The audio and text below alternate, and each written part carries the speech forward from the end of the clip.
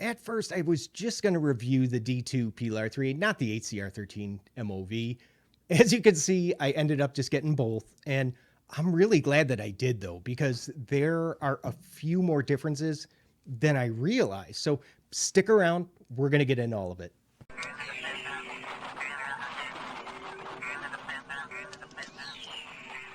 All right, you should be looking at some specs right now up on the screen. These are all measurements I went ahead and took myself.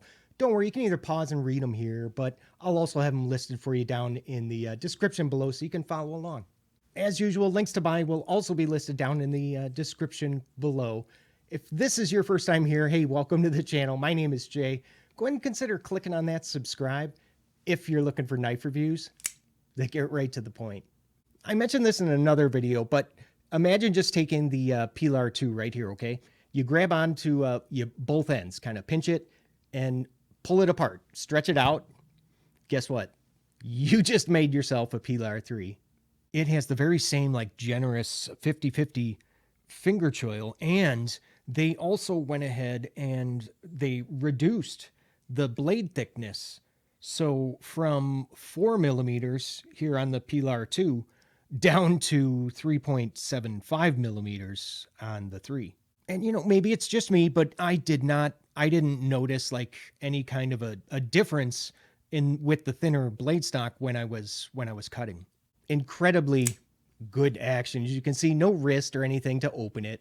And then for closing, no shake and bake, nothing like that. As a matter of fact, the very first time that I did that, I actually got bit.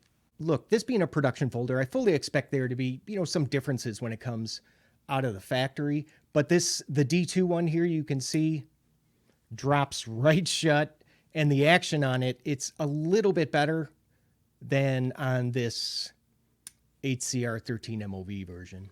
Thumb opening frame locks, they can be trouble for us lefties because sometimes that thumb hole will be, you know, might be partially obstructed. So then that means your thumb is going to come in contact with that lock bar as you're trying to open it. But as you can see, you know, this thumb hole is completely exposed on both sides, and the detent is really tuned well. There are a lot of knife companies that get this wrong because the detent is, they optimize it for just one type of deployment and not the other. So it'll be good for like with the flipper tab, but not with the thumb studs. Not the case here because the blade flies open with a standard flick, and you can easily go ahead and do like a really controlled slow roll open without that blade trying to like jump out on you. Another big surprise for me was this mid-mounted over travel stop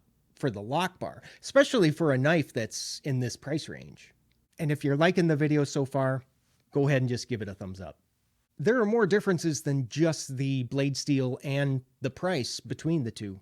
The D2 version has, okay, it has a stonewash blade, stonewash scale, and even that pocket clip.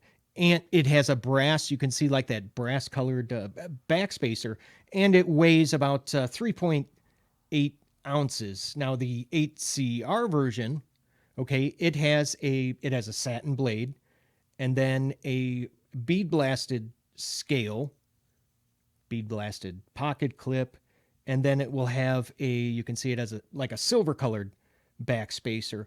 And surprisingly enough, this one only weighs 3.5 ounces. So yeah, it's a little bit lighter. Yeah, it has just the one position pocket clip, so there's not going to be any lefty love. Also, you can see it's not going to ride super deep in the pocket either. The Pilar 3 does suffer from the Spyderco Smock complex. If you compare the amount of actual sharpened edge to the overall length of the knife, you can see there really isn't, you know, there really isn't a whole lot to cut with. Other than maybe adding a flipper tab, you know, I can't think of another improvement to make. And you know what, for me, that's pretty rare. Now, judging by how difficult that it currently is to find the D2 version in stock, I'm willing to bet, okay, that we're going to see plenty of variants in the future. Heck, maybe even one with a flipper tab. But seriously, if you're able to get your hands on either one of these, either blade steel, please do. And I promise you, you won't regret it. Up on the screen now is going to be a video I really think that you need to see next. And don't forget to go ahead and click on that subscribe. Thanks so much for watching. I love you guys, and I will see you at the next video. See you later.